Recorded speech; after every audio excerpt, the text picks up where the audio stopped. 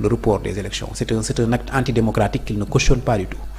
Donc pression bi metti et puis pression au niveau national aussi metti. Il y a eu des morts. Quand même. Tu vois. Donc il était vraiment obligé de se référer vraiment aux décisions du Conseil constitutionnel à la fin. Même si il a tout tenté dem woote dialogue fee xam nga xëccoo. ñu jàpp seen daal. waaw parce que Ousmane su d'accord ci report bi heure bi élection bi reporté nañ ko. Ousmane moo rejeté report rejeté dialogue après amnistie bi il a posé des conditions. Justement amnistie bi il a posé des conditions. Les crimes de sang ne devaient pas être amnistiés malgré que après ñoom dugal nañ ko ci ba ñu ñoom waa Pastef ñu voté non mais Ousmane n'avait pas donné son accord pour les crimes de sang donc tout ça après bi ma xamee ni nag vraiment amnistie bi jàll na gis nga bi amnistie bi jàllee. waaye ci la yombal affaire yi jàpp datam le 24 bi mu conseil constitutionnel génne arrêté bi rek mu jour boobu conseil des ministres mu jàpp le 24 mars bàyyiwul sax le 31 bi conseil constitutionnel alors que le conseil constitutionnel lui avait vraiment envoyé le truc. Oui. Pour 31 mars amoon na décision bi déjà. mu raccourcir le 24 mars élection mu constituer équipe bu bees jël Matar Cissé def ko ministre de l'intérieur. ni ko organiser l'élection yi transparent scrutin bi na transparent. Il savait que si le scrutin se passait normalement. Pastef day gagner au premier tour. Donc après il n'y avait qu'à libérer Amadou Ousmane Sonko pour porter l'estocade à Amadou Ba. Début de campagne Amadou Ba. Justement début de campagne Amadou Ba gisoo kenn.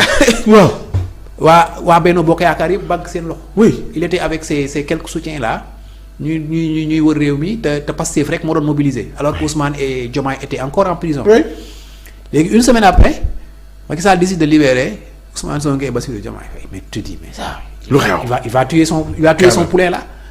Ousmane Sonko Bassirou Diomaye bu ñu génnee fii dëkk bi kenn du fi xaj ñu génn léegi coow li yëpp doon Ousmane Sonko Diomaye Faye Ousmane Sonko Diomaye Faye Ousmane Sonko Diomaye Faye. ñu étouffé ñi fi nekkoon ñëpp. donc ça c'était prévisible les résultats c'était prévisible. mooy razzia bi amoon partout. c'était prévisible loolu mënoo ko kii donc xamoon na à un moment donné que voilà ils allaient prendre le pouvoir donc il lui restait qu'à sécuriser sa sortie. comme oui parce que boo déggee Ousmane Sonko ni mu doon waxee avant élection yi. il était sûr que ni waaw dégg nga bu mu génnee. que au premier tour la.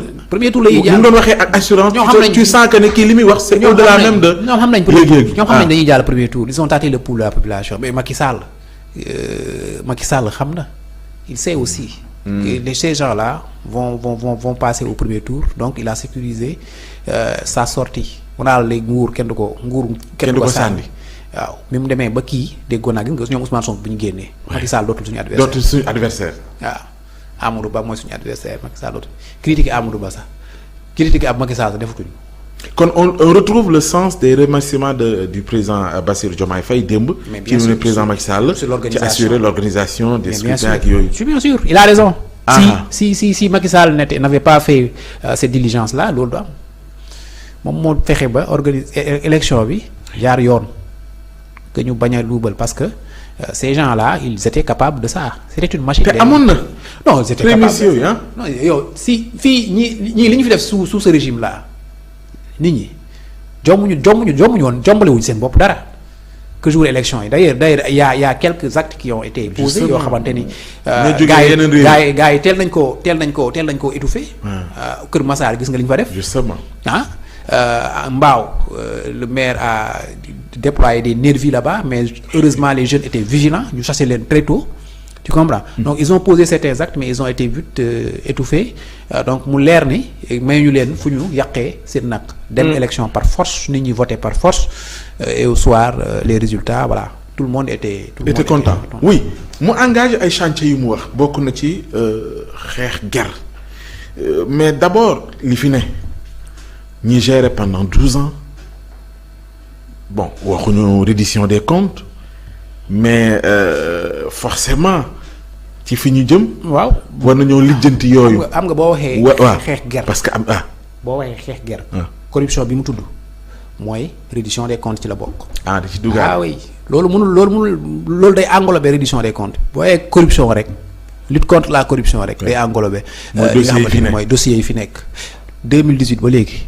Cour des comptes mi ngi génne ay rapport Macky Sall teg ci loxo rapport yooyu moom mii bu ñëwee bu ko déclassifié waaye dañuy poursuivre ay nit ñoo xamante ne ñoo nekkoon fii di gérer suñuy deniers publics il suffit juste de dire au Cour des comptes sortez les rapports publiez les rapports de 2018 à 2023 ñu génne ko plus de 5 ou 6 rapports yoo xamante ni génnul tardé sax. waaw yoo xam ne génnul benn moo fi génn moo tax boobu c'était un rapport spécial sur le Covid-19 te il fallait ñu génne ko parce que FMI daf ci def xaalisam yeneen partenaires techniques et financiers def seen xaalis ñu def pression état bi génne ko te gis nga scandale bi mu jur imaginez 1000 milliards yooyu scandale bi mu jur yeneen rapport 6 rapports yoo xamante ni ñu ngi ci ginnaaw kenn génnewu ko yeneen ñaata scandale ñoo ci nekk mënoo ko imaginer donc président bu toogee tey ni rapport yi nañ ko génne IGE génne ay rapport am OFTA génne ay rapport am mais tu imagines tout ça scandale yi nar a xëy rek génn ci presse bi yëpp ci par rapport à la gestion des biens publics yi fi xew entre ces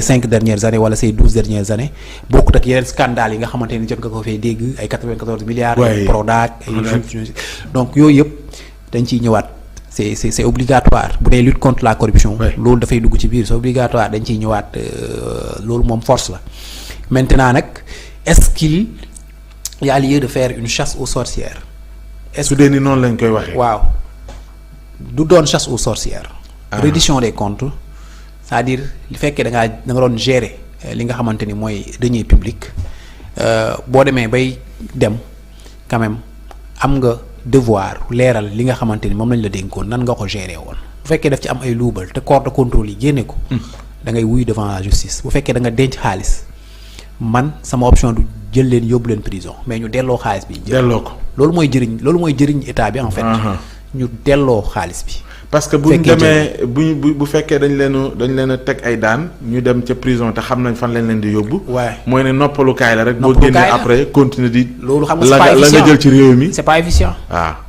nañ jël xaalis bi ñu xam fekkee dañoo am ay compte ñu tracé ko fekkee dañoo gas xaalis bi suul ko ñu sulli ko delloo ko tabaxee ñu jaay loolu ñu saisir seen biens immobiliers yi jaay ko ba pare delloo ko ci keesu état bi pour mu mun a financer yeneen projet alors sa mbokk mi Ibrahima Lissa Faye yaa ngi koy gis démb. waaw maa ngi gis muy dégg naa sax gars yi ñu ngi koy gars yi di ko menacer quoi. ay dégg naa jot na ay menaces voilà. mi ngi génne ci li mu ne gars yaa ngay waaj a dem gars yaa ngay waaj a dem mais loolu c'était prévisible quand même parce que am ñoo xam ne n'ont pas le courage quand même de rester ici au pays après li ñu def lépp quand même dafa am na ñoo xam ne dañoo def affaire yu grave donc c'est normal que bu ñu sentir une affaire baa ngi basculer ñu peut-être profito ni dañuy génn réew mais pour man loolu du leen ci génne ak fu ñu mënti dem loolu du leen ci génne parce que il faudra à un moment ñu assumer seeni responsabilités parce que ce qui s'est passé dans ces 12 dernières années dafa grave trop waaw yegg na foo xamante ni